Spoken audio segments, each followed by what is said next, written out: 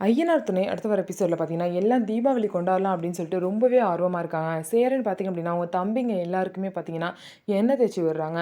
எண்ணெய் தேய்ச்சி அதுக்கப்புறம் பார்த்தீங்க அப்படின்னா, குளிக்க போகிறதுக்கு முன்னாடியே சாமி கும்பிடணும் அப்படின்னு சொல்லிட்டு, என்னென்ன ட்ரெஸ் எல்லாம் போடணுமோ, அந்த புது ட்ரெஸ்லாம் பார்த்தீங்க அப்படின்னா, சாமி கிட்ட வைக்கிறாங்க.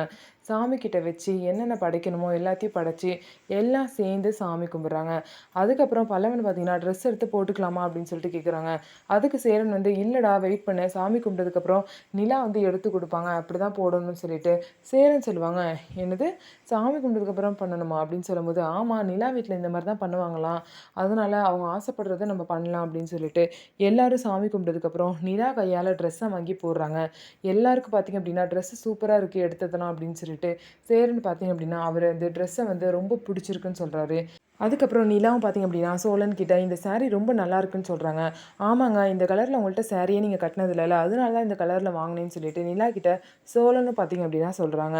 எல்லாரும் சேர்ந்து செல்ஃபி எடுத்து ஜாலியா தீபாவளிய கொண்டாடுறாங்க. ஸோ இதுக்கு முன்னாடி நிலா வரதுக்கு முன்னாடி பார்த்தீங்கன்னா, அந்த ஃபேமிலில ஒரு சந்தோஷமே இல்லாம ஏதோ நார்மலா போயிட்டு இருந்துச்சு. இப்ப நிலா வந்ததுக்கப்புறம் தான் ஃபேமிலியே ரொம்பவே சந்தோஷமா இருக்காங்க. ஸோ இதுக்கப்புறம் என்ன நடக்க போகுது? நிலா வந்து நிரந்தரமா இந்த வீட்ல இருப்பாங்களா? சோழன வந்து மேரேஜ் பண்ணிப்பாங்களா? அப்படிங்கிறதெல்லாம் வெயிட் பண்ணி பார்க்கலாம்.